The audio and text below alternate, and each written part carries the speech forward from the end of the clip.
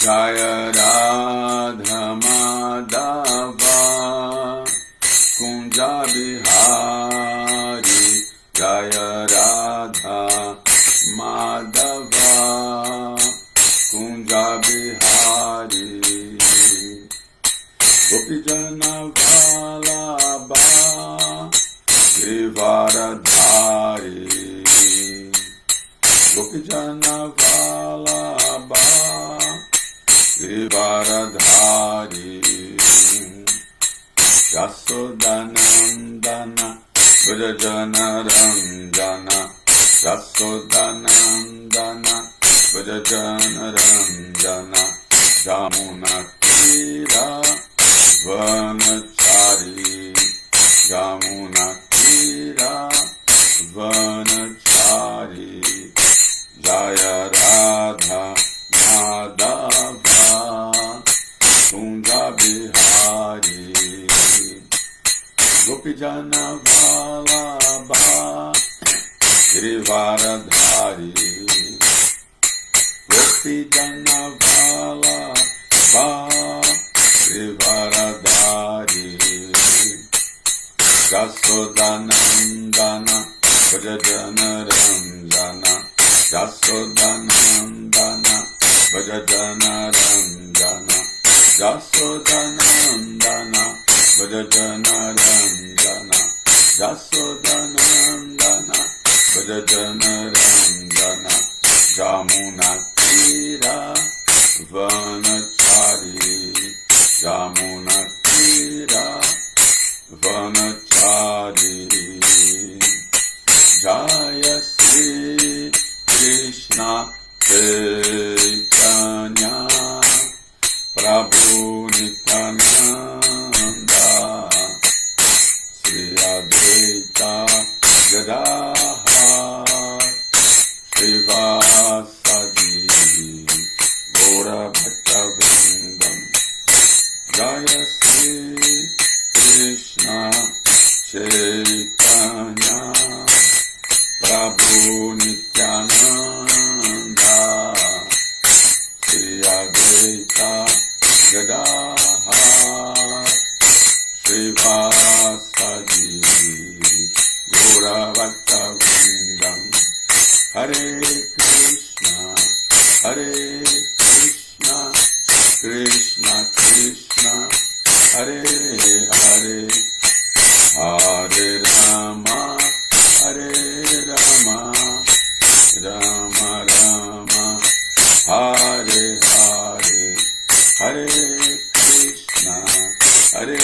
Krishna Krishna Krishna Hare Hare Hare Rama Hare Rama Rama Rama Hare Hare Jaya Prabhupada Jaya Prabhupada Jaya Prabhupada Srila Prabhupada Jaya Prabhupada Jaya Prabhupada Jaya Prabhupada Srila Prabhupada Prabhupada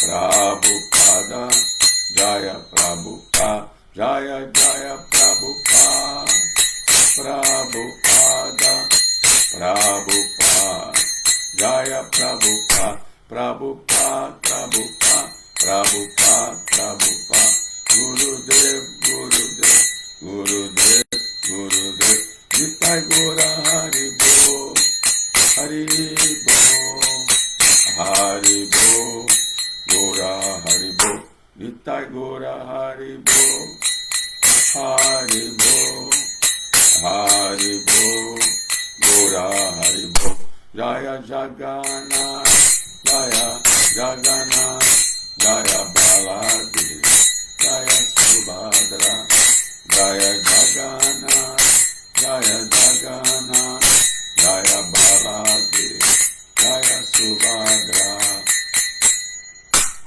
Gaur Premanandi Hari Hari Hari Bo Jai.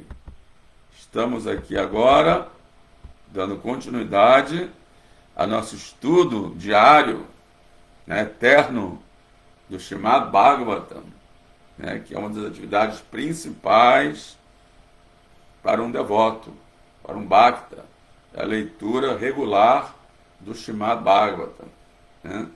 Sr. Chaitanya Mahaprabhu, ele elencou 5 atividades principais que um devoto deve praticar diariamente, dia após dia, ano após ano, né?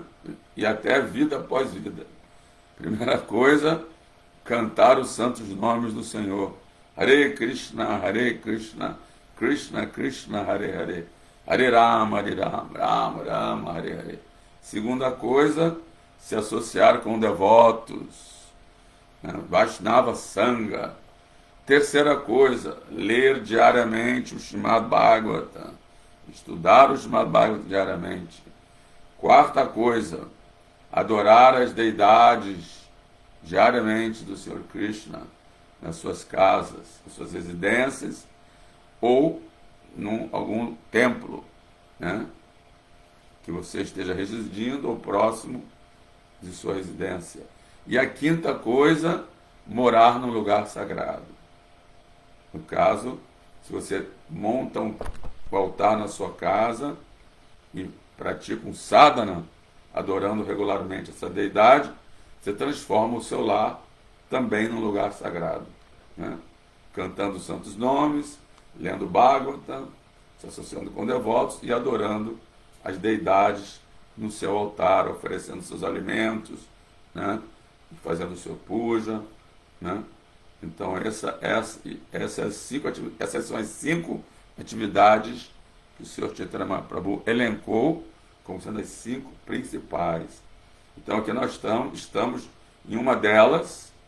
Queria agradecer aqui a presença dos Vaishnavas, Marco Maria Branquinho, Hare Krishna, todas as glórias Srila Prabhupada, reverências ao grande Haridarshana Das, cuja aula ontem foi muito boa, eu ouvi ela, achei muito interessante, né? E depois o senhor Fernando Araújo da Silva, reverências, bom dia, Hare Krishna. Bom, então hoje nós leremos do terceiro canto, o capítulo, continuaremos a leitura do capítulo 20, as conversas entre Vidura e Maitreya, conversas entre Vidura e Maitreya, e o verso é o verso 35. No verso 35, ainda versando sobre a famosa luxúria, ainda versando sobre esse mesmo assunto, né? É um assunto recorrente e que às vezes incomoda os devotos, né, que estão querendo se liberar, né, das garras da energia ilusória e às vezes são acossados pela luxúria, né? Bom, então nós vamos primeiro entoar os mantras em louvor ao Srimad Bhagavatam. Om Namo Bhagavate Vasudevaya. Om Namo Bhagavate Vasudevaya. Om Namo Bhagavate Vasudevaya. Narayana Namaskritya Naram Chaiva Narottamam Devim Saraswatim Vyasam Tato Jayam Udiraye. Então, antes de recitarmos esse Srimad Bhagavatam, que é o nosso verdadeiro meio de conquista, ofereçamos essas mais humildes não, né? Porque ninguém é mais humilde, mas nossas humildes reverências a todos, não, acho que eu estou fazendo a tradução errada, né? A Narayana, a Suprema Personalidade de Deus, a Narayana Rishi, o ser humano supremo, a mãe Saraswati, a deusa do conhecimento, a Srila Vyasadeva, o autor, E Srila Prabhupada, o propagador, Jai Srila Prabhupada. Idam Bhagavatam Nama Puranam Brahma Samitam Uttama Shloka Charitam Chakara Bhagavan Rishi Nishayasya Lokasya Dhanyam Swastayanam Mahats. Este Bhagavatam, compilado pelo grande sábio Srila Vyasadeva, que é uma encarnação Shaktavesha, avatar de Krishna. Esse próprio Bhagavatam, ele é uma encarnação literária, na forma de um livro. Krishna se manifestou na forma de um livro, né? E ele destina-se ao benefício último de toda a sociedade humana, toda a humanidade. Ele é todo completo, todo bem-aventurado e todo bem-sucedido. Krishna Swadamopagate Dharma Gyana Divisaha Kalonasta Drishanesha Puranarko Dunoditaha. Este Bhagavatam, ele é tão brilhante quanto o sol. E ele surgiu logo após a partida do Senhor Krishna para sua própria morada. Isso foi há 5.000 anos atrás, juntamente com o seu séquito, com Jnana, conhecimento, com Dharma, né? Aquelas pessoas que perderam a sua visão, somos nós, devido a essa densa escuridão da era de Kali, obterão luz com esse Purana. E se como estivéssemos num túnel escuro, né, todas as luzes apagadas, aquela escuridão, né, da era de Kali, e aí lá no final do túnel a gente vê aquela luz assim. E a gente vai naquela direção e cada vez aquela luz vai ficando mais e mais forte, né, até que saímos desse túnel da energia ilusória, essa escuridão, né? Então, esse Bhagavatam, esse sol, né, essa luz no final do túnel.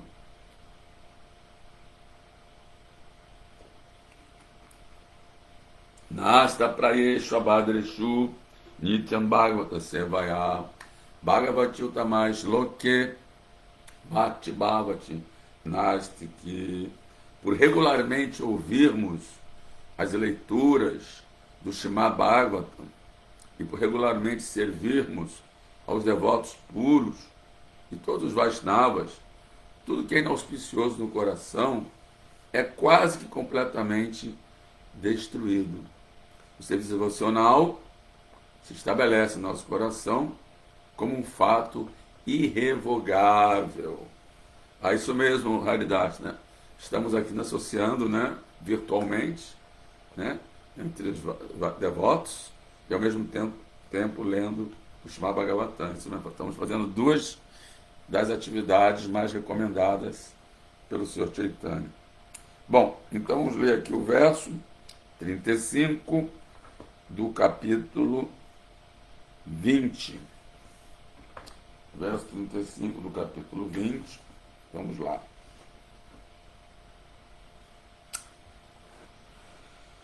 Yava Katitvan Abale Distya Sandarshanantava Utsunokshikshamananam Kanduka Kridaya Manaha.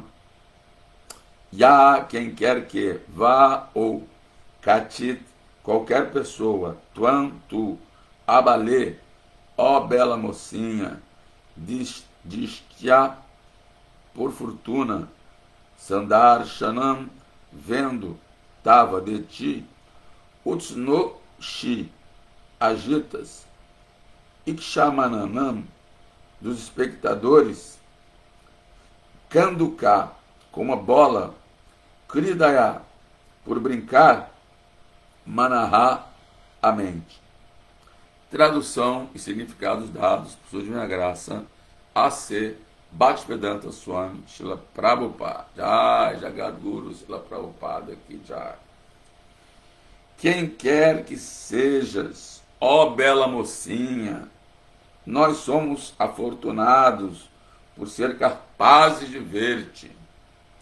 Brincando com uma bola, tens agitado a mente de todos os espectadores. Né?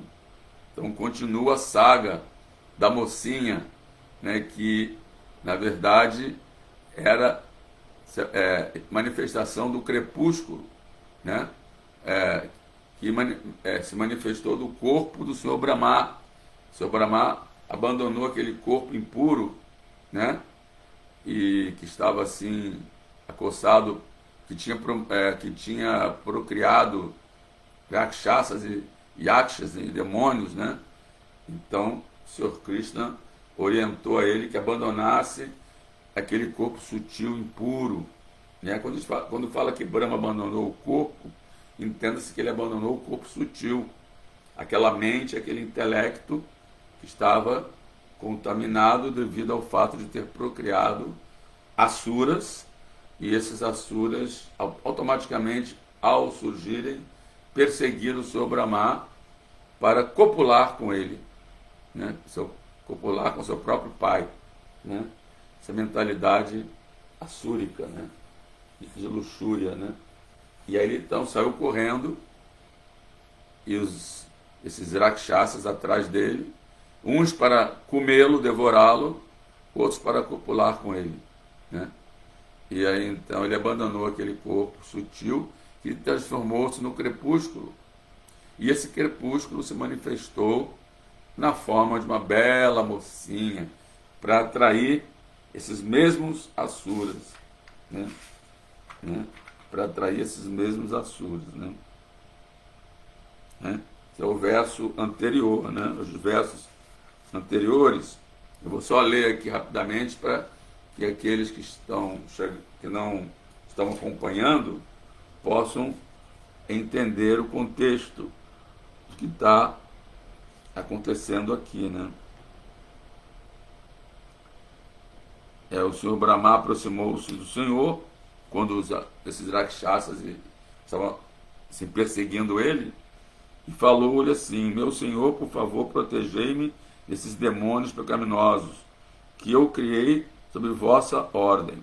Eles estão enfurecidos pelo apetite sexual e vieram atacar-me. E aí no verso seguinte: meu Senhor, sois a única pessoa capaz de acabar com a agonia dos aflitos e de infligir agonia àqueles que nunca recorrem a vossos pés.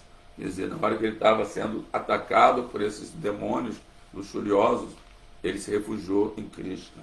É o que nós temos que fazer a mesma coisa se um dia formos atacados por pessoas luxuriosas, né? E aí ele diz o seguinte: o Senhor que pode ver distintamente as mentes dos outros, percebeu a aflição de Brahma e disse-lhe: abandona este teu corpo impuro. Sendo assim ordenado pelo Senhor, Brahma abandonou aquele corpo sutil, né, que foi considerado impuro, né? Continuando, o corpo abandonado por Brahma tomou a forma do crepúsculo, que é a junção entre o dia e a noite. Quando o dia e a noite se encontram, uma hora que acende a paixão, quer dizer, a hora que acende a paixão, termina o dia, aí vai entrando a noite, aí as pessoas começam já a imaginar como vão passar aquela noite, né? Fazendo sexo, né? Com a esposa ou com alguma mulher, né? No caso, e vice-versa, né? As mulheres também já ficam planejando forma de desfrutar daquela noite, né? Então, por isso que já acende a paixão. Os asuras, que são passionais por natureza, dominados, que são pelo elemento de rajas, tomaram-no por uma donzela, quer dizer, tomaram o crepúsculo como sendo uma donzela, cujos pés de lótus ressoavam com o tinir de cintos de tornozelo, cujos olhos estavam inchados de embriaguez e cujos quadris eram cobertos por tecido transparente sobre o qual brilhava um cinto. Tecido transparente sobre o qual brilhava um cinto. Seus seios projetavam-se para cima por estarem tão estreitamente unidos entre si, sendo demasiadamente contíguos para admitir qualquer espaço intermediário. Ele tinha nariz bem formado e belos dentes, um sorriso, ela tinha, né? Nariz bem formado e belos dentes, um sorriso adorável brincava em seus lábios, e ela lançava um olhar divertido para os asuras, né? Aí depois continua, adornada com tranças escuras, ela escondeu-se, por assim dizer, acanhada. Ao verem aquela mocinha, todos os asuras estonteceram-se de apetite sexual. E o verso 32, os demônios louvaram-na. Oh, que beleza, que raro autocontrole, que desabrochante juventude. No meio de todos nós que estamos apaixonadamente ansiosos por ela, ela movimenta-se como alguém absolutamente livre da paixão. Aí depois, incorrendo em várias especulações sobre o crepúsculo, que lhes parecia dotado da forma de uma jovem mulher, os asuras débeis mentais, né? Com a mente débil. Débil mental quer dizer que a mente é fraca, é débil, né? Então, débeis mentais trataram-na com respeito e avidamente falaram-lhe da seguinte maneira: quem és tu, bela mocinha? De quem és esposa ou filha? E qual pode ser objeto de teu aparecimento diante de nós? Porque nos atormentas, desventurados que somos, com a inestimável mercadoria de tua beleza. E finalmente, no verso de hoje, quem quer que sejas, quer dizer, já não estão nem querendo saber quem é o pai ou quem é, de quem que ela é filha, de quem que ela é esposa, quem quer que sejas, ó bela mocinha, nós somos afortunados por ser capazes de ver-te, brincando com uma bola, tem agitado a mente de todos os espectadores. Muito bem? Vamos ver então o significado. Sua Divina Graça, Srila Prabhupada. Jai Srila Prabhupada. Os demônios planejam muitos tipos de espetáculos para ver a beleza deslumbrante de uma formosa mulher, né? A gente sabe disso, né? Espetáculos de dança, né? Vários tipos de espetáculos, né? Aqui se declara que eles viram a mocinha brincando com uma bola. Às vezes, os homens demoníacos planejam supostos esportes, como tênis. Prabhupada assim, mencionou o tênis, né? Que naquela época, né? Eu até entendo porque Prabhupada falou do tênis, porque naquela época era o único esporte em que as mulheres ficavam com uma saia curtinha e as pernas de fora. Hoje em dia tem muitos outros que isso acontece, né? Inclusive ginástica artística, que realmente as mulheres expõem bastante o corpo, né? Ginástica rítmica, aquela da piscina, que também, e vários outros esportes em que as mulheres expõem bastante o corpo, né? Mas naquela época que Prabhupada escreveu isso, acho que o único esporte que tinha essa característica era o tênis, em que as mulheres ficavam com a sainha curta e as pernas de fora, né? Então, ele aqui menciona o tênis, né? Devido à questão da bola, né? Bom, o propósito de tais esportes é ver a constituição física da bela mocinha e gozar de uma mentalidade sexual sutil. Esta mentalidade sexual sutil é demoníaca, de gozo material, e às vezes encorajada por pretensos yogis que entusiasmam o público a gozar de vida sexual de diferentes modos, anunciando ao mesmo tempo que se alguém meditar num determinado mantra forjado, poderá tornar-se Deus, né? Esse é o caso dos Mayavadis, né? Tornar-se Deus dentro de 6 meses. Vai contando aquele mantra durante 6 meses e aí se torna Deus, né? O público quer ser enganado e por isso Krishna cria tais enganadores para deturpar e iludir. Prabhupada dizia que a sociedade humana ela é constituída de enganadores e enganados, né? Em todos os setores, né? Todos os setores, na política, né? Mesmo nas repartições públicas, tem enganadores e enganados, né? Temos esses falsos gurus que vêm, e tem aqueles que querem ser enganados, que não querem se dedicar, né? Assim, a fazer austeridade, ou praticar algum sadhana, então eles querem uma coisa fácil e querem continuar desfrutando do mesmo modo, né? Tendo ao mesmo tempo a vida espiritual e material, querendo desfrutar, né? Como dizia na Bíblia, né? Do Deus e da mamona, né? Isso é um versículo da Bíblia que fala sobre a mamona, né? Como sendo um símbolo também de desfrute, né? Então, assim, elas querem o céu e a terra ao mesmo tempo, né? Elas querem os céus desfrutar do mundo espiritual sem Deus, né? Elas queriam, seria muito bom ir para um paraíso, mas nenhum Deus para atrapalhar o nosso desfrute, né? Então aqui diz isso, né, que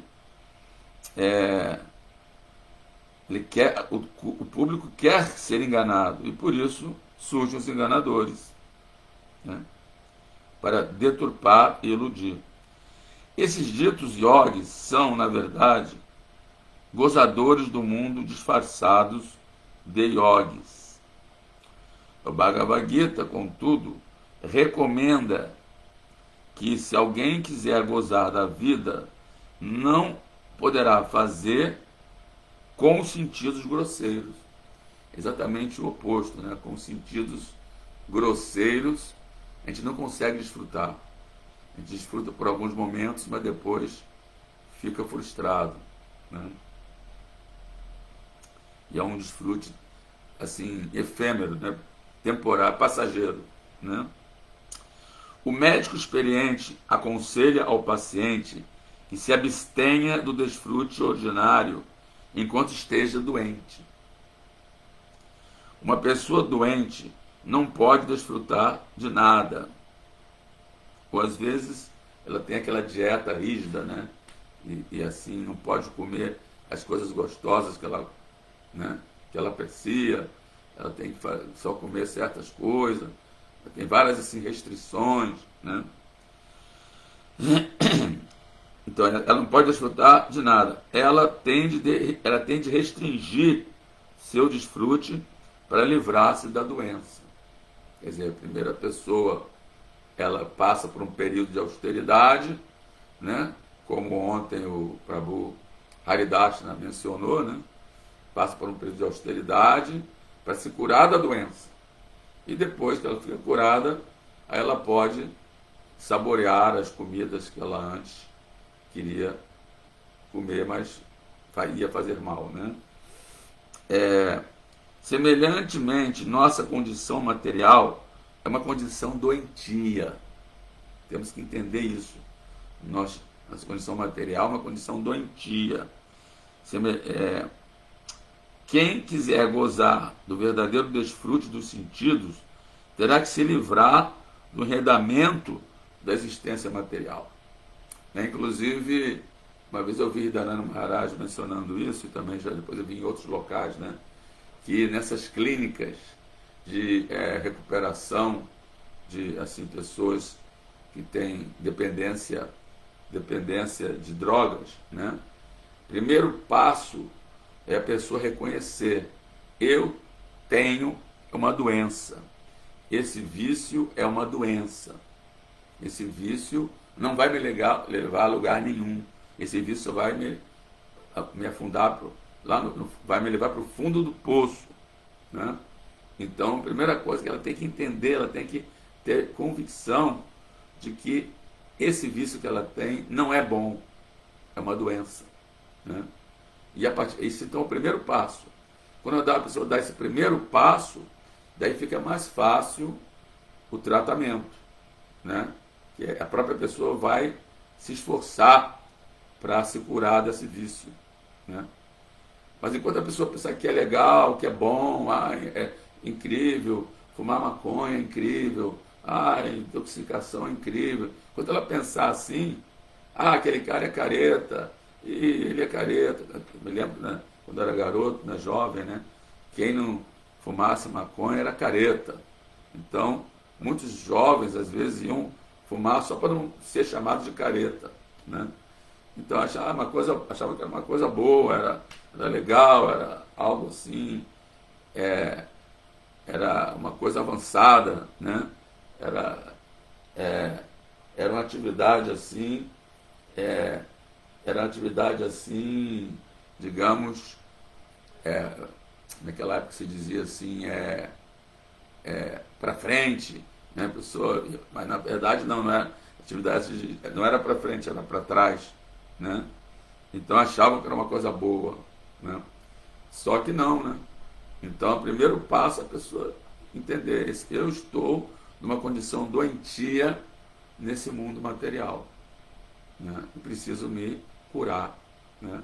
E aí tem a prescrição, né, que é dada pelo mestre espiritual, né? 4 princípios, 16 voltas, né? E essa prescrição é para tomar a vida inteira. Não pensem vocês que é como se fosse um remédio que você tomou, se curou e pronto, acabou. Pode jogar fora o que sobrou.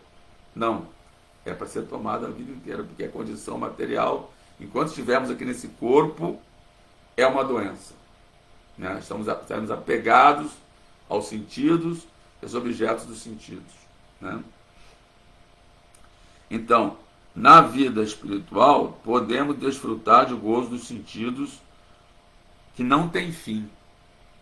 Então, na vida espiritual, sim, existe um gozo dos sentidos espirituais, né? Porque nós também temos uns sentidos espirituais, também temos uma mente espiritual, também temos uma inteligência espiritual e um verdadeiro eu, verdadeiro ego espiritual. Então, aí sim, no mundo espiritual, podemos desfrutar desses sentidos espirituais eternamente. Não tem fim, né? Como é dito que tem árvores dos desejos que suprem qualquer quantidade de fruta, qualquer qualidade de fruta, de forma ilimitada, né? Existem camadeno, né? Existem assim vacas que suprem quantidade ilimitada de leite, doce de leite, iogurte, né? E tudo que você quiser, né? Então, quer dizer, todos os desejos, né, do devoto são satisfeitos ali, mas o devoto só desejam, né, o prazer de Krishna. E quando Krishna fica feliz, o devoto também fica feliz, né? Então utilizam todas essas benesses para o prazer de Krishna. E aí o devoto também sente prazer. Assim como uma mãe fica feliz quando o seu filho amado está bem alimentado, está bem limpinho, bem alimentado, bem asseado, saudável, feliz, né? Assim, com a mente assim, ativa, né? Agora, quando a mãe vê que o filho está triste, ela também fica triste, né? Então, continuando aqui, a diferença entre o gozo material e o espiritual é que o gozo material é limitado.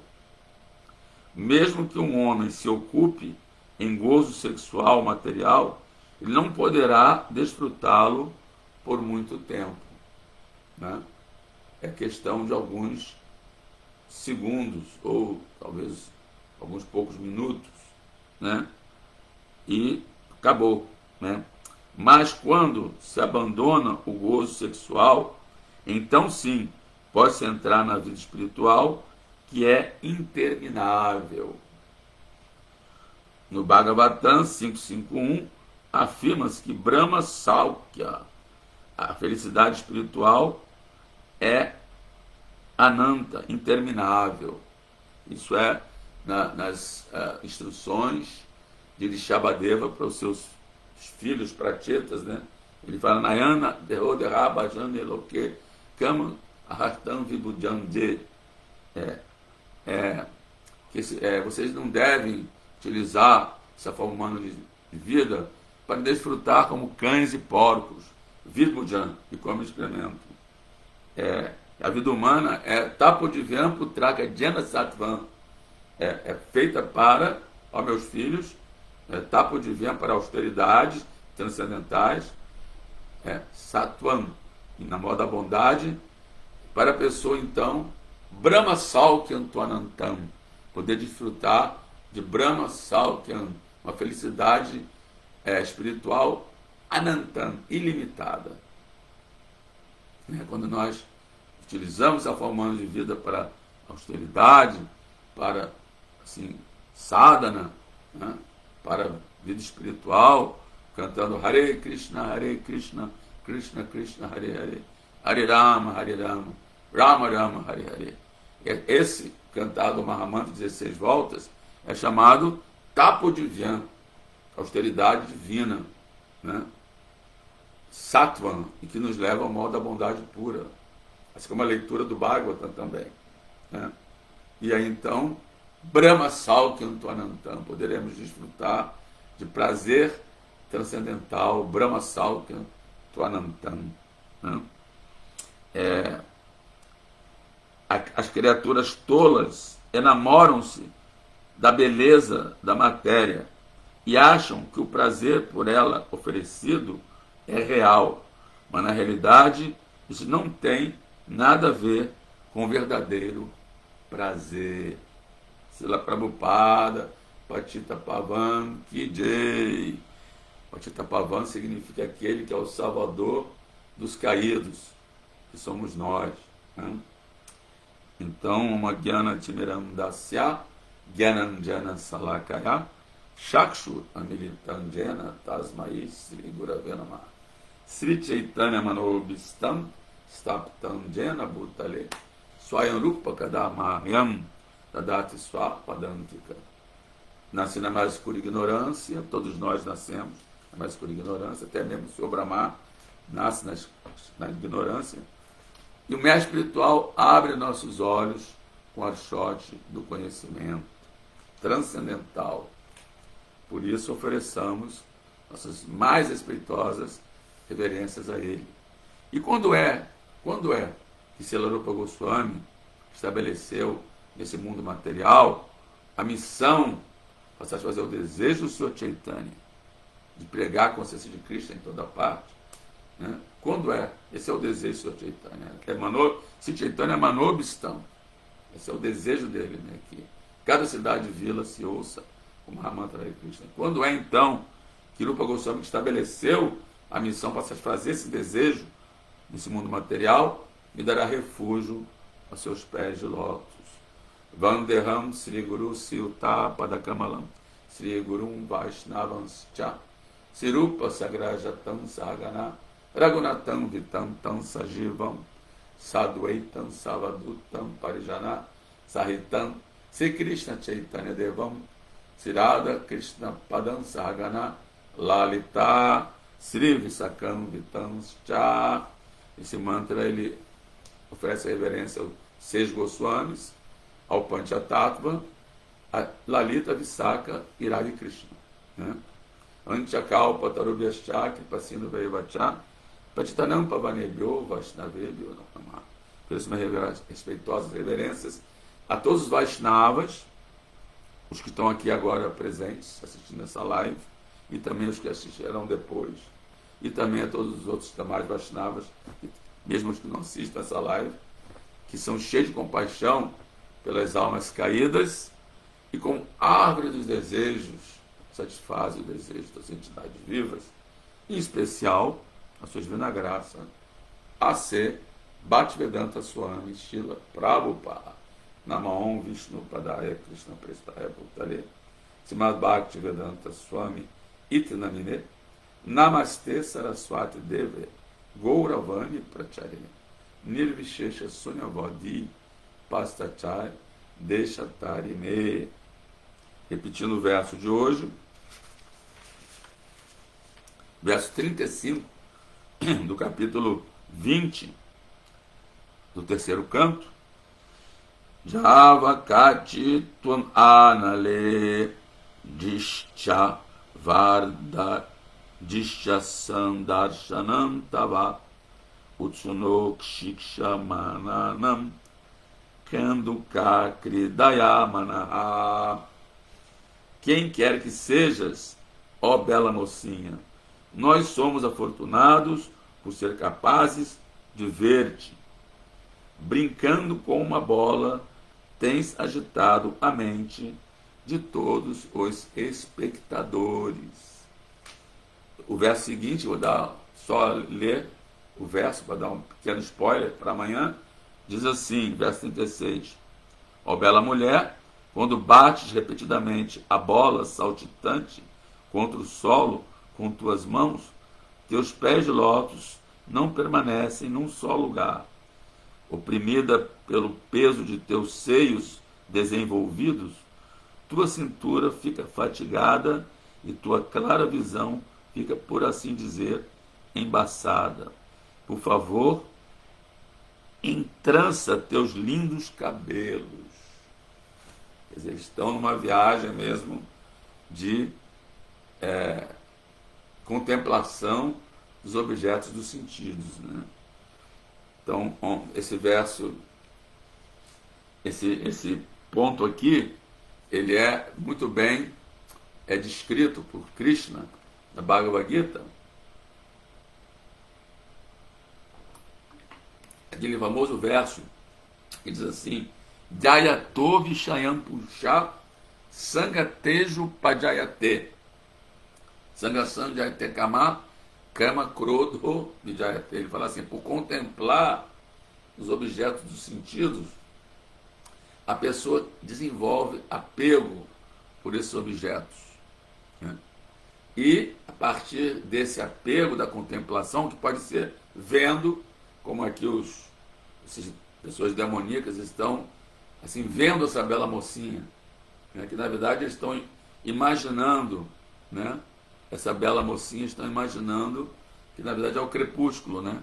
Então eles estão vendo com a mente, né? Na verdade, né? Assim, a visão mental, né? Da bela mocinha que se manifestou na forma a partir do crepúsculo, né? Que se manifestou do corpo do seu Brahma, que ele abandonou, corpo impuro, né? E aí, quando eles veem, eles ficam apegados àquilo. E aí, desse apego, vem a luxúria, a vontade de desfrutar daquela visão, que pode ser mental ou pode ser física, pode ser auditiva, né? Pode ser olfativa, um aroma, né? De um perfume sensual, né? Pode ser também tátil, né? Ao tocar assim, na forma feminina, né? Então, ou então na mulher, de uma forma masculina, né? Um corpo masculino. Então, todos esses sentidos, tato, visão, olfato, paladar, né? E assim, já falei 5, tato, audição, olfato, paladar e visão, né? Visão, né? Todos eles ficam atrelados a essa contemplação, né? E a pessoa então quer desfrutar de alguma maneira, né? E é dito que na atividade sexual todos os sentidos ficam engajados, ficam ocupados ali, né? Todos eles simultaneamente, a mente mais os 5 sentidos ficam ali enredados naquele desfrute, né? A pessoa sente prazer com o aroma, com o tato, com a audição, com o paladar e com a visão e tudo mais, né? Então, exatamente. Aí então, dessa luxúria que vem da paixão, Nós vamos falar mais daqui a pouco sobre isso, que vem da paixão, né? Essa luxúria vem da paixão, o que acontece? A pessoa quer desfrutar. E aí, quando ela se frustra, cama crodo. Ela vê que, como eu falei, né? Depois de ver que não consegue desfrutar a contento como ela gostaria, nunca a pessoa consegue, né? Desfrutar como ela gostaria, então ela fica frustrada, né? E mesmo que ela tenha esse contato com objetos sentidos, nunca é nunca é como ela gostaria. Ela pode até ficar na hora saciada, mas depois ela vai sentir falta outra vez, né? E vai querer fazer de novo, de novo, de novo, de novo, e nunca vai estar saciada, né? Quanto mais ela desfrutar, mais ela vai querer desfrutar, e nunca vai estar saciada. E aí ela fica frustrada, né? E essa frustração dá origem à ira, né?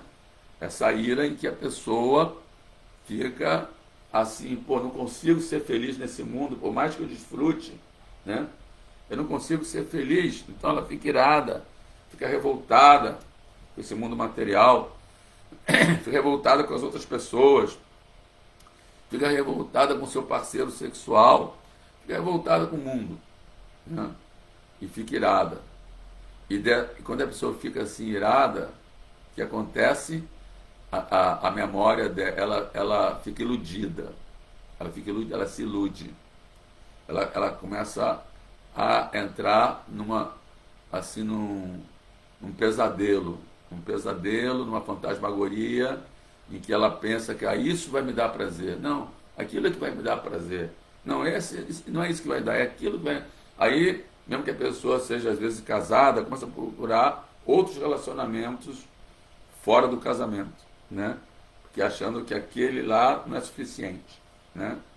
E aí depois começa a procurar relacionamento com pessoas do mesmo sexo, né? E essa coisa não termina nunca, nunca ela vai estar saciada, né? Essa que é a ilusão desse mundo, né? E aí então dessa ilusão ela perde a memória, ela esquece tudo que ela aprendeu, mesmo que ela tenha já ouvido as escrituras, ou já tendo assim ouvido o mestre espiritual, né?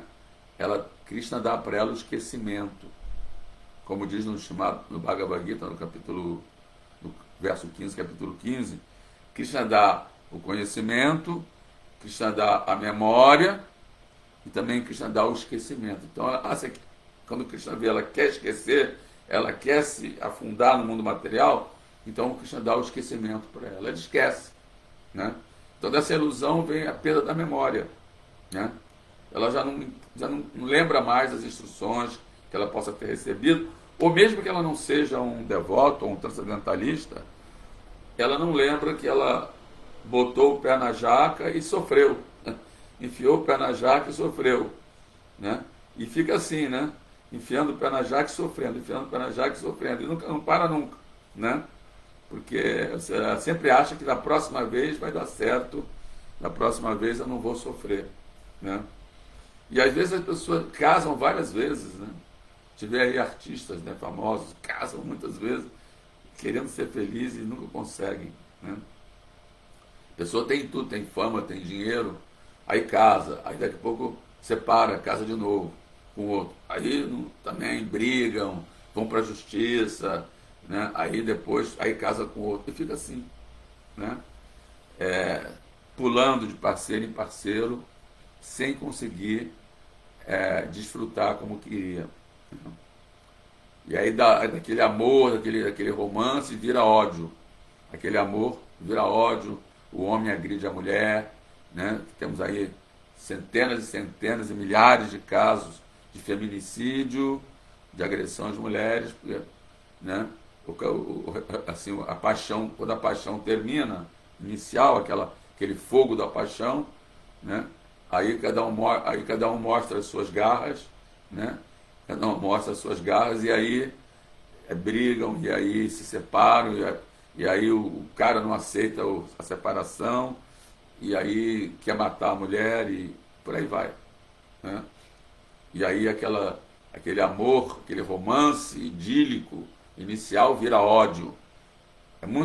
É só o ódio e o amor são dois lados da mesma moeda, né? Na mesma hora que você está amando loucamente, ela vai odiar loucamente, né?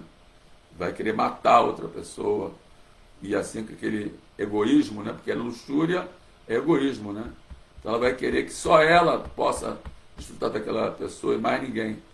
E aí ela mata também se a pessoa arrumar um novo parceiro, ela vai e mata o outro parceiro. Não, só eu poderia desfrutar. Ela é minha propriedade, né? Então existe no mundo material isso. E aí, quando a pessoa perde a memória, ela perde a inteligência. Ou seja, ela perde o poder de discriminação. O que é inteligência? Inteligência é esse elemento sutil que nos ajuda a discriminar, a discernir o que é bom para mim, o que não é bom para mim. Baseado em quê? Baseado na memória, né? A pessoa come um alimento que faz mal para ela passa mal. Na próxima vez que ela vê esse alimento, ela não vai, mesmo que seja gostoso, a mente queira comer aquela guloseima, ela não vai comer porque fez mal.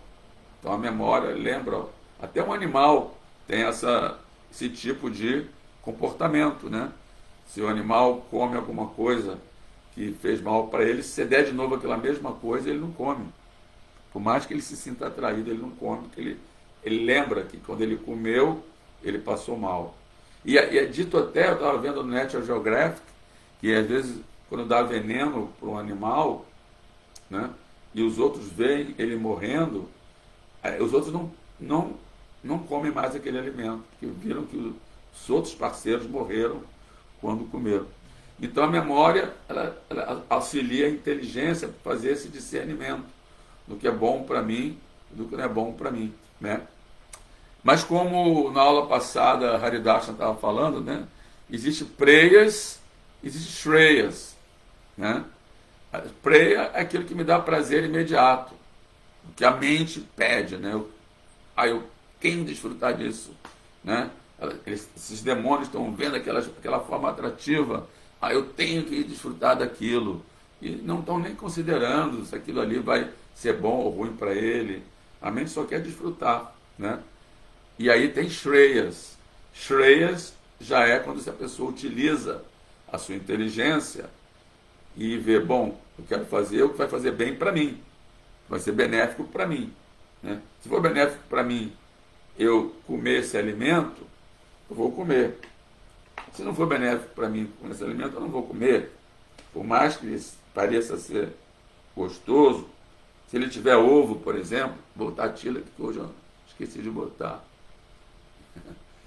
Então, por exemplo, a gente vê assim ontem eu fui ontem no Rio Sul, né? Tive um encontro da família, porque a minha filha chegou de Londres, aí a família toda se reuniu e fomos lá no Rio Sul. Aí fomos um local lá e tinha assim algumas guloseimas assim atrativas, mas a gente sabe que aquilo ali leva ovo, claro que a gente não vai comer, né?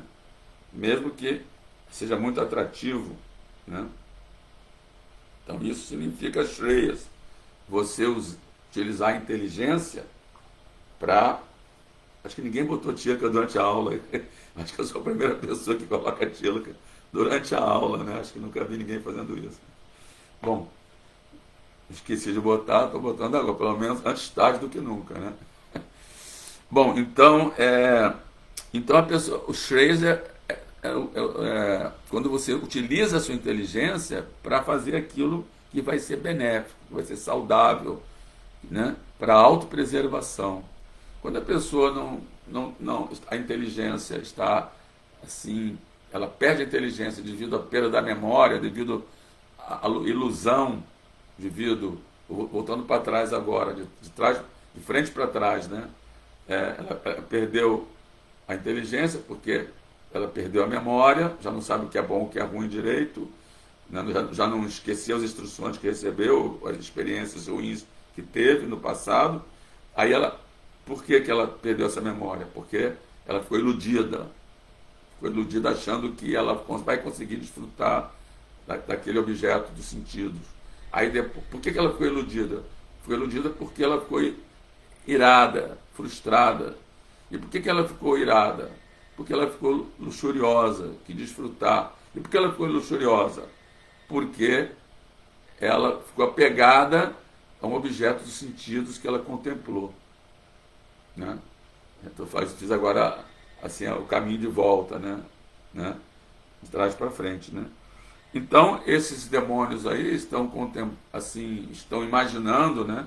Estão visualizando, né? Essa bela mocinha que se manifestou do crepúsculo, o qual se manifestou do corpo do impuro Senhor Brahma, e não estão nem considerando se isso aí é real ou irreal, se é ilusão ou não, né? Não estão nem considerando se vai ser uma coisa benéfica ou não para eles, desfrutar dessa bela mocinha. Não estão nem considerando, né? Primeiro perguntaram quem era o esposo, quem era o pai dela, depois nem quer saber mais, né? Quem é o esposo, quem é o pai. Vão querer desfrutar a si mesmo, né? Como se diz no cristianismo, cobiçar a mulher do próximo, né? Vão querer desfrutar dela a si mesmo, independente de quem é o pai, o esposo, né?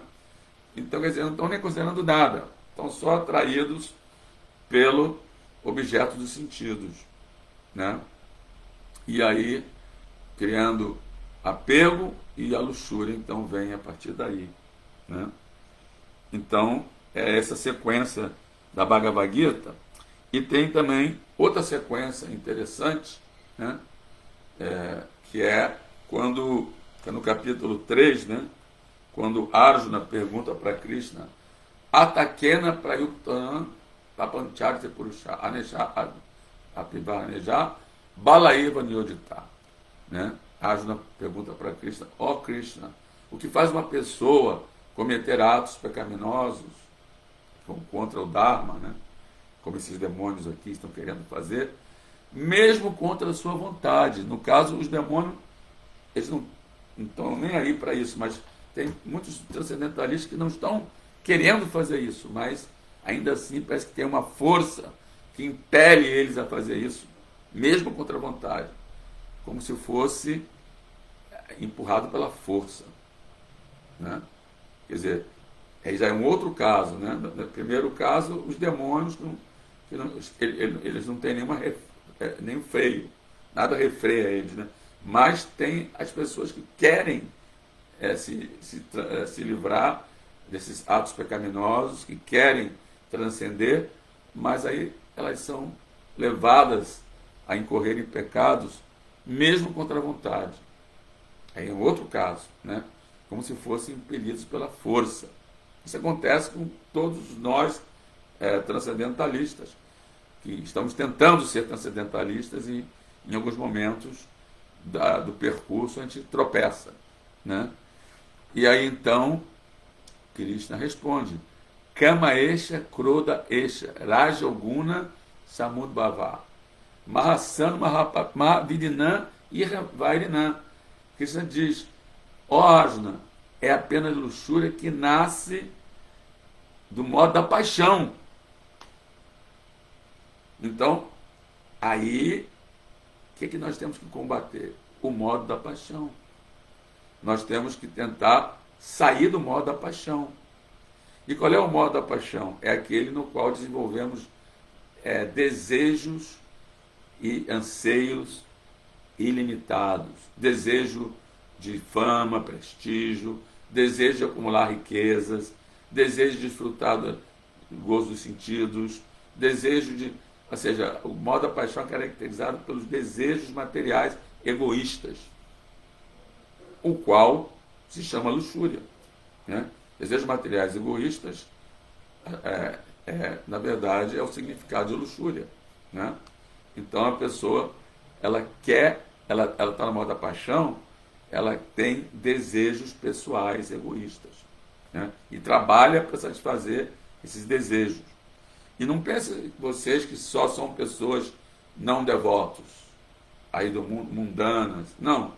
Nós também temos isso, mesmo que de forma sutil. Mesmo que de forma sutil, né? Por exemplo, eu lembro na época das maratonas de Sankta, né? Muitos devotos faziam muitos livros com desejo de serem glorificados, de serem, né? Aí tinha uma série de glorificações, até botavam guirlanda neles e tal, né? Teve uma época, teve um momento que um devoto que era campeão de Sancta começou a exigir que fosse recebido com guirlandas quando ele voltasse de Sancta, né? Então, quer dizer, existe. Aí Prabhupada, sabendo dessa nossa. Que nós aqui no Ocidente estamos todos no modo da paixão, ele usou isso para Krishna e ele então começou a incentivar essa competição, em vez de competir para ficar rico, competir para desfrutar dos sentidos, pelo menos competir para distribuir mais livros, né? Utilizar essa paixão no serviço a Krishna, né? Podemos usar a paixão para construir um templo maravilhoso para Krishna, usar essa paixão para pegar consciência de Krishna, então de usar a paixão no serviço a Krishna, para Krishna. E aí, no caso, o modo da paixão ele é purificado. Quando a pessoa se livra de desejos pessoais egoístas e utiliza esse modo da paixão para o serviço de Krishna. Assim como Arjuna, na Bhagavad Gita, usou o modo da paixão e até da ignorância para matar os seus inimigos. Como Hanuman, né, incendiou Lanka, né, e usou o modo da paixão, né, para servir ao Senhor Ramachandra. Tivemos anteontem, né, a aparecimento do Senhor Ramachandra, e Hanuman é um exemplo daquele que usou o modo da paixão e da ignorância também para o serviço a Ramachandra. Eu falo modo da ignorância porque quando a pessoa luta, ela tem que ter uma raiva, né? Ela tem que desenvolver uma certa raiva, né? E a raiva, o ódio vem da ignorância, né? A pessoa parte para a ignorância, mas só que é um ódio controlado, né? Uma raiva controlada, né? Assim como, por exemplo, quando é uma raiva controlada, é como, por exemplo, um policial, né, que pega um bandido, né, e ele naquela hora assim, ele fala com uma voz assim, firme, parece que ele está com raiva, mas não está, né? Ele está usando aquele modo da ignorância para o cara ficar assim, submeter-se à justiça, né? O cara ficar mais dócil, né? Então ele, para intimidar, né, o ladrão, né? Tem um devoto, né? Eu não vou falar o nome aqui, mas que ele é muito dócil, ele é muito manso, né? Ele está sempre assim, parece assim uma pessoa assim muito mansa, mas ele é policial civil. E eu já vi ele lidando assim com uma pessoa que cometeu um crime. Ele se transforma completamente. E ele parece que tá irado, né? Ele fala com aquela ira, né? Assim, né? A gente sabe que ele não é assim. Ele sabe que ele é super dócil, super manso, mas naquela hora ele assim, incorpora assim, uma pessoa que está irado para intimidar o meliante, né? Aquela pessoa que cometeu um crime, né? Então, da mesma forma, é como, por exemplo, se você é um cozinheiro, você vai saber como controlar o fogo. Você vai usar o fogo na altura certa para que não queime a comida ou também não demore demais para cozinhar, né? Então você põe na altura certa, né? Ou no forno, fazer um bolo, né? Tem uma temperatura certa, né? Então, uma coisa é você está dominado pelo mal da ignorância, ou dominado pelo mal da paixão. E outra coisa é você utilizar esse modo, né? Você ter controle sobre ele, né? Como o Senhor Brahma. Então, o Senhor Brahma, ele é encarregado do modo da paixão. Mas não é que ele esteja no modo da paixão.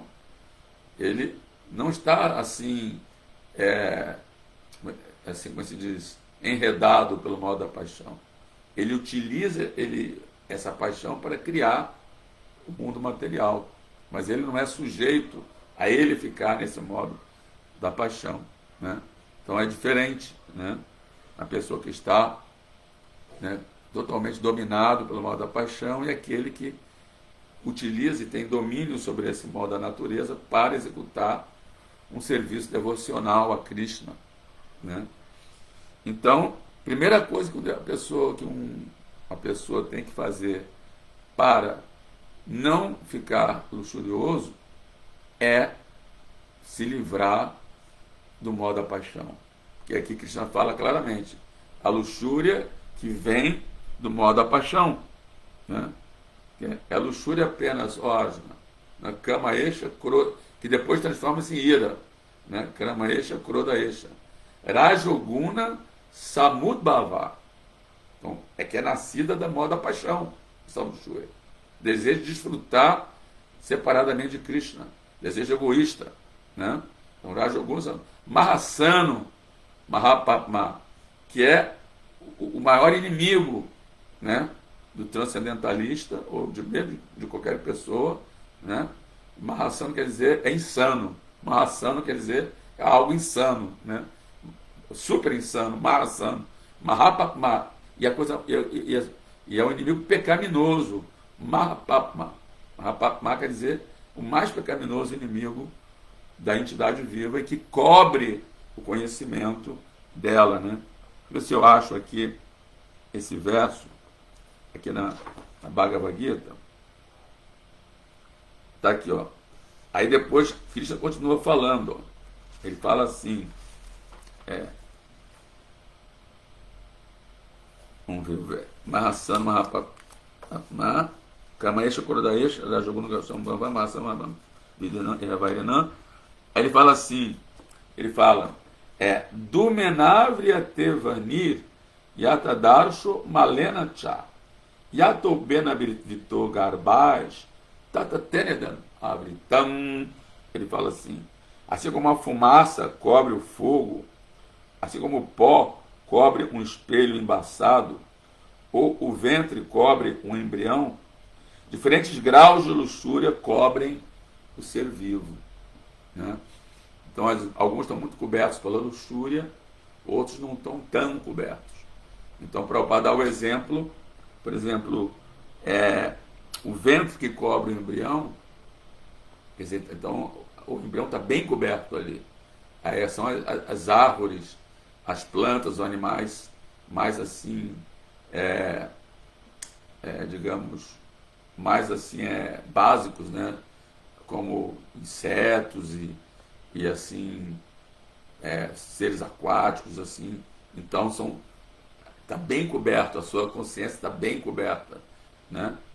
Esse grau de luxúria ou esquecimento de Krishna, né? E depois tem o fogo, que é o espelho embaçado. O espelho embaçado já é uma pessoa que está no modo da paixão, ignorância, né? Então é como se fosse um espelho embaçado, como no Shikshasaka. O Sr. Chaitanya dá essa mesma analogia, ele fala, né? Chetodarpana Marjanam, né? Que esse movimento de Sankirtan, ele limpa o espelho da mente, né? Que a mente é como um espelho que reflete, né, a nossa consciência, né? Então, Chetodarpana, Darpana é espelho, Marjanam, limpa o espelho da mente, da consciência, né? Chetodarpana, Mahadavagni,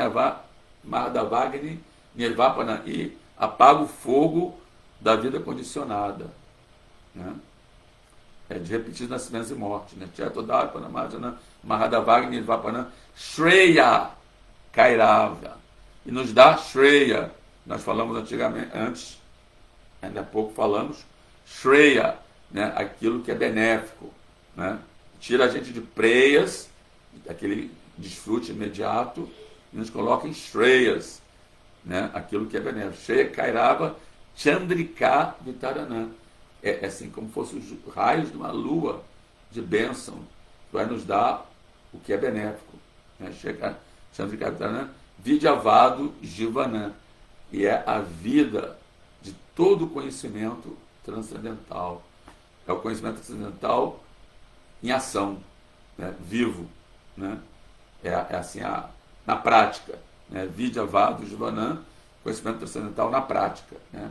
Ou seja, livre da luxúria, livre da ira, né? Livre do esquecimento de Krishna, né? Livre do embotamento da visão, né?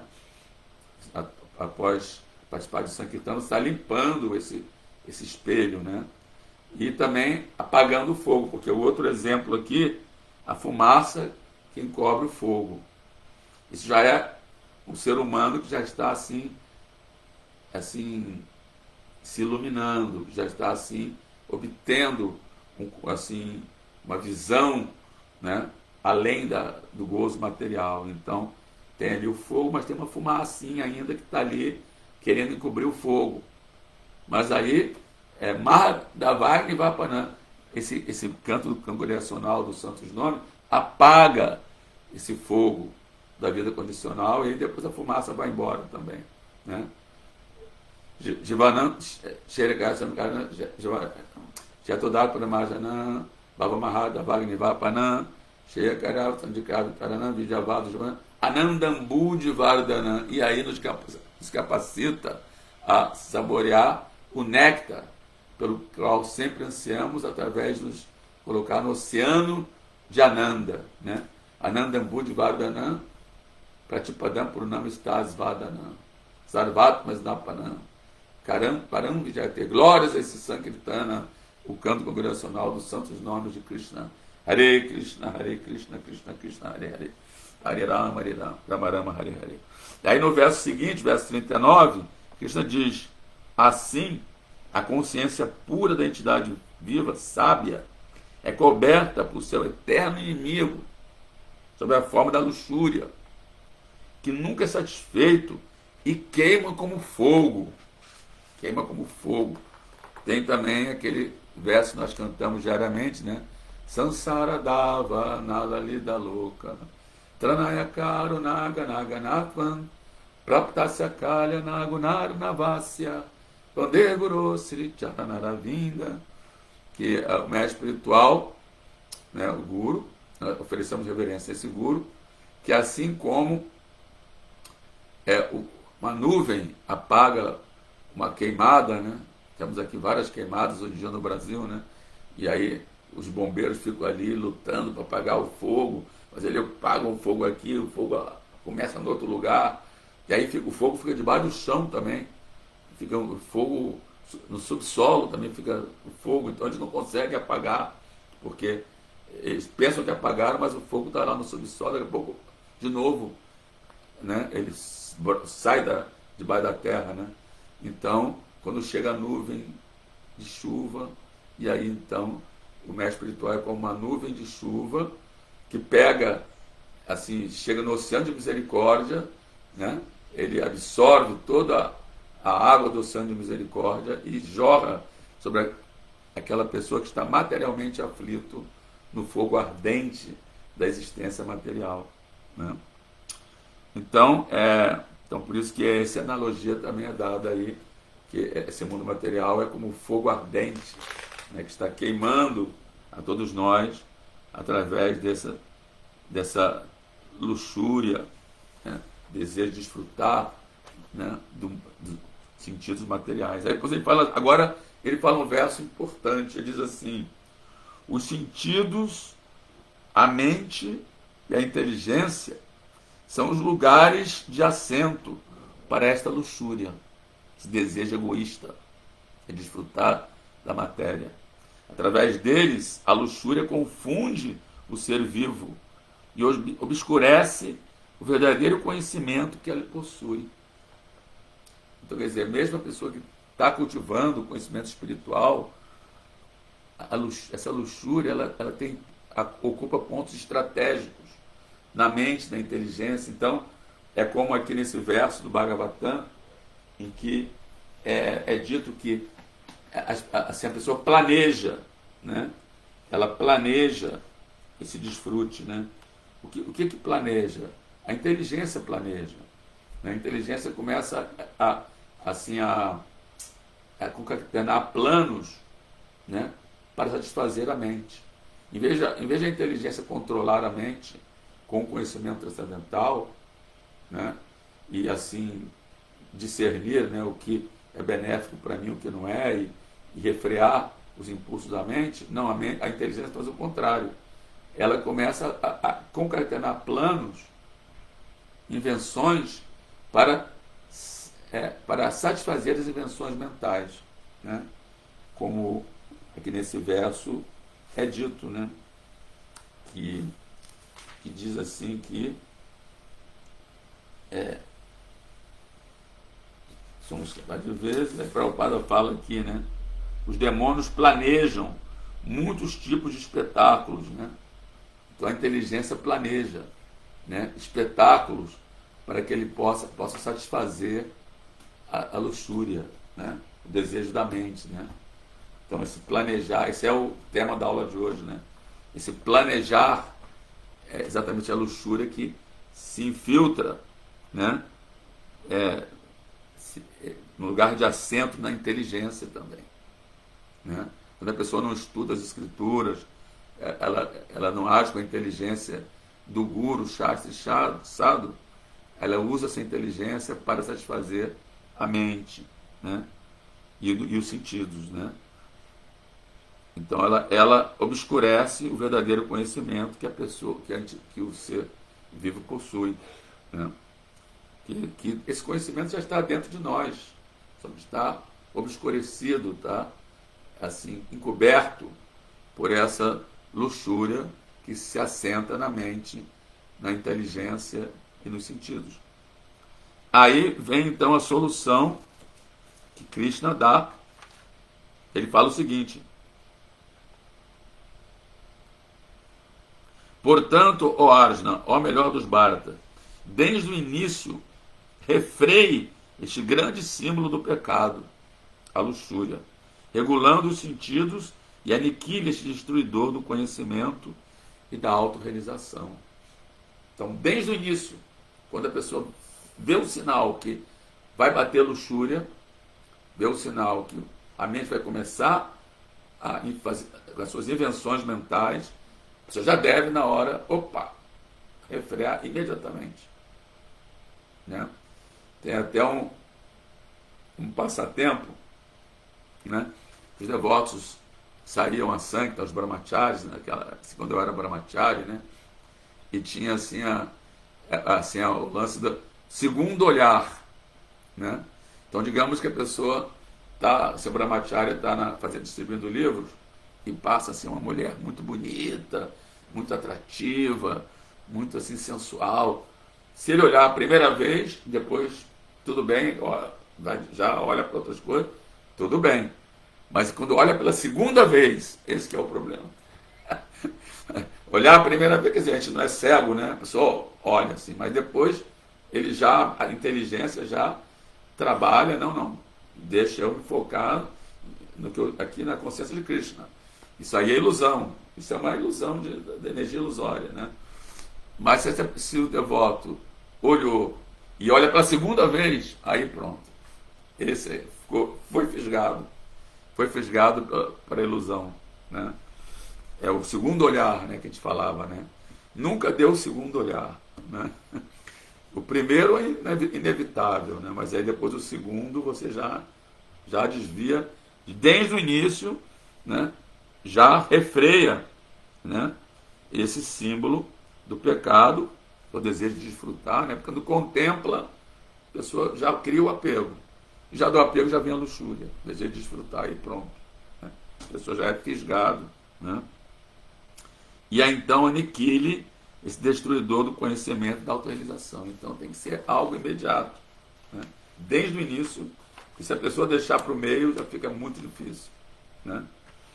E aí depois ele fala, né? Os sentidos funcionais são superiores à matéria bruta, a mente é superior aos sentidos, e por sua vez, a inteligência é superior à mente. A inteligência tem que mandar na mente, e não a mente mandar na inteligência, né? E mais elevado ainda do que a inteligência e a mente é o eu, né? O verdadeiro eu, né? Não o eu falso. Porque o eu falso diz assim: eu sou homem, ela é mulher, então eu tenho que desfrutar dela. Ele é homem, eu sou mulher, então eu tenho que desfrutar dele, né? Então o ego falso se identifica com o corpo. Então já assim põe a inteligência para trabalhar, para satisfazer o desejo da mente, na verdade, invenção mental, né?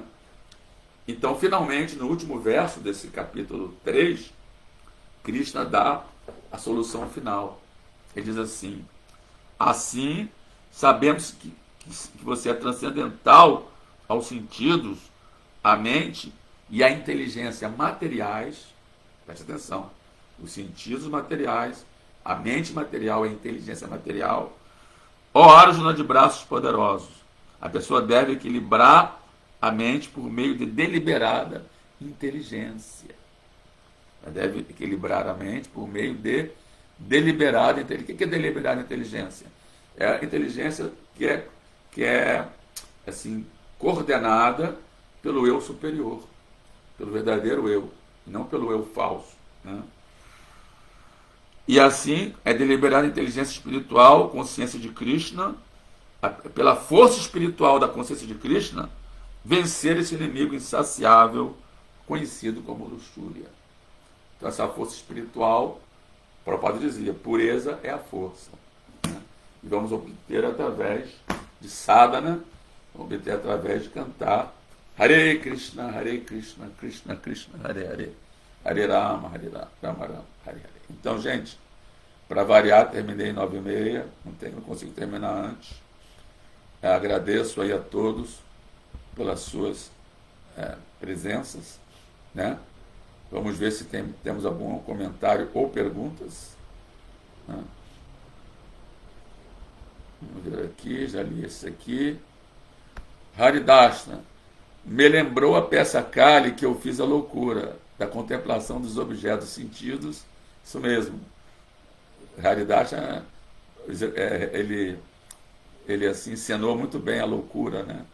Quando a pessoa fica primeiro enredado, objetos sentidos, contemplando, aí se apega, luxúria, ira, cobiça, né? Luxúria, ira, e depois ela vai perder a memória, ela vai perder a inteligência e pumba, entra na loucura, né? Exatamente isso, né? Jai Prabhu, com que propósito o Senhor Brahma, ao abandonar este corpo impuro, deixou que este continuasse existindo para ludibriar esses demônios? Isso são propósitos de Krishna, né? Na verdade, não são nem do Senhor Brahma. O Senhor Brahma ele só obedece às ordens de Krishna. Krishna tem algum propósito, né? Que na verdade existem almas condicionadas que caem nesse mundo e que estão iludidos, estão assim querendo desfrutar, né? Desse jeito, como rakshasas, como yakshas, né? Porque Krishna, na verdade, satisfaz o desejo de todas as entidades vivas. Se a pessoa quer ser um rakshasa, se ela tem essa mente, né, de um rakshasa ou de um yaksha, Krishna satisfaz, ela nasce como um rakshasa, né? Então, Krishna satisfaz todos os desejos. Então, no caso, ele faz com que essas ilusões sejam criadas exatamente de uma forma didática, né? Para que esses rakshasas fiquem iludidos e depois acabem chegando à conclusão de que esse não era o caminho, né? Porque Maya, na verdade, é a nossa amiga, né? Ela existe para nós realizemos sofrendo, que esse mundo material não é o local onde seremos felizes, né? Esse mundo material não é um lugar de ignorância, né? Que seremos felizes, que não é o nosso verdadeiro lar, né? Então, para isso existe Maya, existe também várias assim ilusões as quais os seres vivos são colocados para que eles aos poucos vão assim realizando e se frustrando e vendo que a felicidade não está nesse mundo material e passam a buscar então a liberação, moksha, né? Aqui a Haridasa já fala Chapala Sukha, felicidade flutuante, né? Chapala quer dizer flutuante, Chapala Sukha, né? Uma hora a pessoa tem prazer, aí depois tem sofrimento. A mesma quantidade de prazer, mesma quantidade de sofrimento, né? E aí a pessoa tem uma hora que ela não vão parar, não quero mais sofrer. E aí ela passa a buscar a liberação. É por isso que tem aquelas chatur quatro purusharthas, né? Chatur purushartha, que é Dharma, Artha, Kama e Moksha. A primeira pessoa se dedica a algum tipo de religiosidade, isso no nível mais piedoso, já não é no nível dos demônios, né? Aí ela obtém avanço econômico, com isso ela se casa, tem filhos, aí tem Kama, gozo dos sentidos, e depois de desfrutar desse Kama, aí ela vai querer o que? Moksha, liberação. Então, mesmo aqueles que não são demônios, que são pessoas piedosas, também têm esse tipo de desejo de, né, no caso, casar, ter filhos, uma coisa mais assim, um pouco mais assim, não tão assim pecaminosa como esses rakshasas, mas dentro dos princípios religiosos, casa, ter filho, né? Praviti Marga, o caminho de Praviti Marga, né? Gozo dos sentidos. Então, tem uma vida religiosa e tudo mais, tem o prazer dos sentidos ali autorizado pelas escrituras, com a esposa, né? O caminho para Praviti Marga. E o Nivritti Marga, quando a pessoa já rejeita até isso e quer diretamente tornar-se de brahmachari, tornar-se um sannyasi, como temos aí Shanamuka Swami, Purushottam Swami, né, que diretamente não quiseram passar pela fase da vida familiar, que pode demorar muitas vidas até, né? Essa fase, esse gozo autorizado dos sentidos, né? Então, continuando aqui, aquele amor vira mortadela. Ah, sim, Boga Chaga, uma hora desfrute, outra hora. Na verdade, Kapala Açúcar, isso mesmo.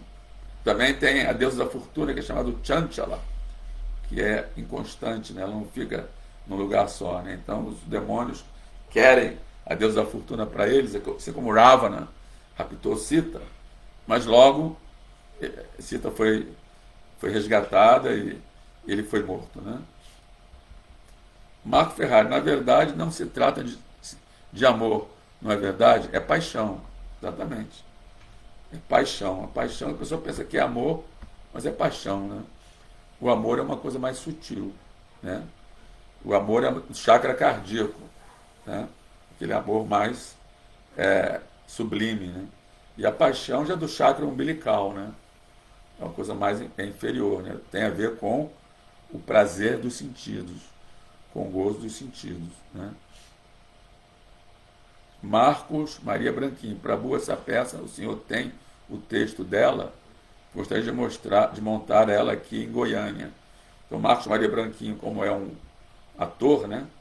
Ele está interessado em montar a peça de Cali em Goiânia, muito boa a peça, viu? Muito educativa. Haridashna Dasa. Quem tem o script é o Dharana Datta Thakur. Marcos, o senhor teria o contato dele? Bom, aí já é. Sundarang Devidas. Agora estou entendendo melhor sobre as gunas. O serviço devocional dos devotos, que não é puro, pode ser no modo da paixão, como o exemplo do que foi dado da aula em relação a alguns sankirtaneiros no começo do movimento.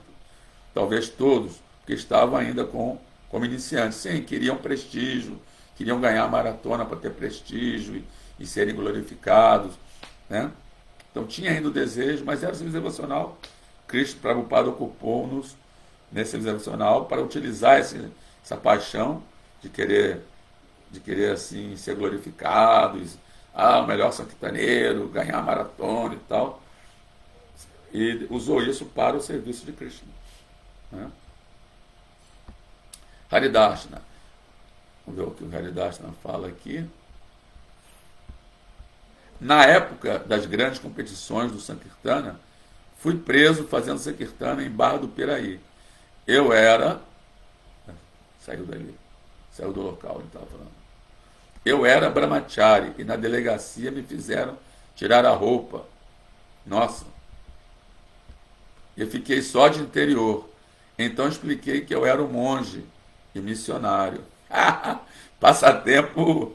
Não conhecia esse passatempo, não. Passatempo bem radical, né? Bem assim, irado, como diz na gíria, né?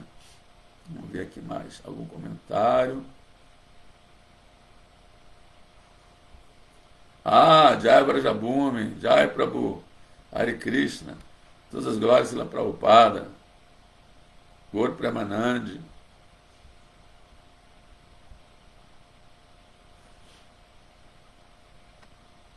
Tá bom então, gente. Então acabamos, né? Quase 20 para as 10. Bom, desculpa aí. Eu comecei também 10 minutos atrasado, né? Também tem isso. Já, reverência a todos, todas as glórias a Siguru e Seguranga. Haribo, já.